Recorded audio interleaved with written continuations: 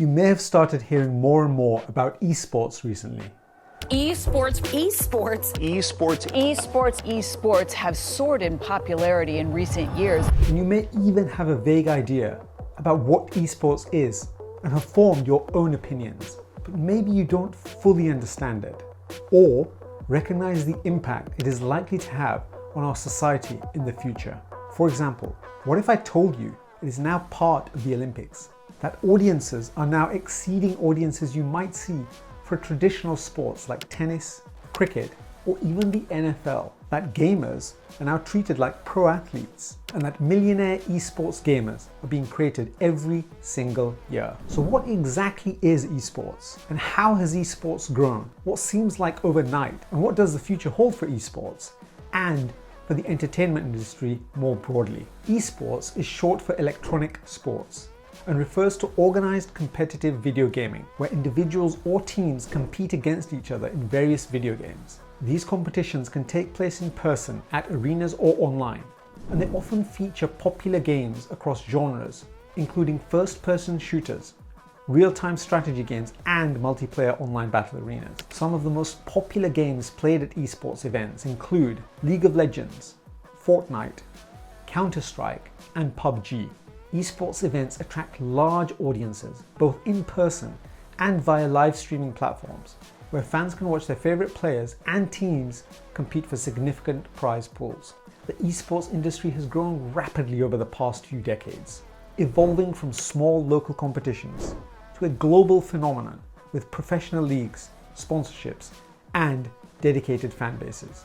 Players often train rigorously, much like traditional athletes, and many have become celebrities in their own right and are known by their call names such as Faker, No-Tail, and Flash. Esports has now gained recognition as a legitimate form of competition, with some universities offering scholarships for skilled players and events being held in major arenas worldwide. As the esports industry has grown, educational institutions have even developed specialized degrees and programs to prepare students for careers in this field. In the UK, for example, several universities provide dedicated esports degrees, such as Falmouth University, Staffordshire University, and the University of Northampton, offering courses that cover aspects like esports management, coaching, and business strategies. In the US, universities like Robert Morris University have introduced esports scholarships and programs, marking a significant step in integrating esports into higher education. But how did esports get started in the first place? The key thing to realize is that although it seems like esports spawned overnight, it's had a long journey to get to where it is today. Esports, or competitive video gaming, has evolved significantly since its humble beginnings all the way back in the 1970s. The first official video game competition took place in 1972 at Stanford University, called the Intergalactic Space War Olympics. Students competed in the game Space War, with the prize being a year's subscription to Rolling Stone magazine. The late 1970s and early 1980s saw the rise of arcade games, which introduced high score lists. This allowed players to compete for top scores, laying the groundwork for competitive gaming. In the 1990s, the advent of more powerful PCs and improved networking capabilities led to the growth of LAN parties, which were social gatherings of gamers with PCs who used local area network connections between devices to play multiplayer video games together.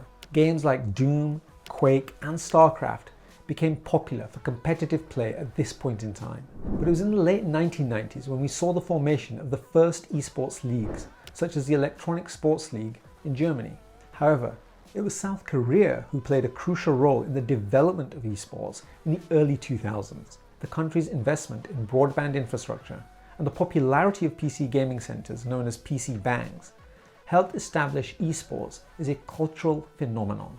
In fact, it was in 2000 that the term esports was actually coined by the then South Korean Minister of Culture, Sports and Tourism.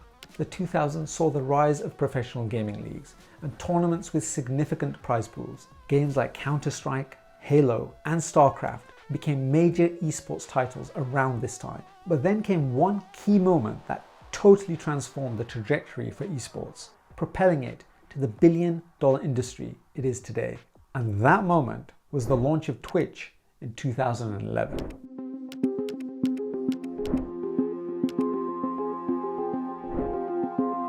The launch of Twitch in 2011 revolutionized esports by providing a platform for live streaming competitions and individual gameplay, allowing players to build audiences and make careers out of gaming. But Twitch was a pivot from a different idea itself that eventually found its calling in gaming. You see, Twitch was founded as a spin-off of the general interest streaming platform Justin.tv, which was launched in 2007 by Justin Kan and Emmett Shear, with funding from Y Combinator. As the gaming category on Justin TV rapidly gained popularity, the decision was made to create a dedicated platform for gaming content. This led to the official launch of Twitch TV on June 6, 2011, focusing specifically on video game live streaming. The platform quickly attracted a large audience, becoming a leader in the esports streaming space, and eventually rebranding itself as Twitch Interactive in 2014. In August 2014, Twitch was acquired by Amazon for approximately $970 million,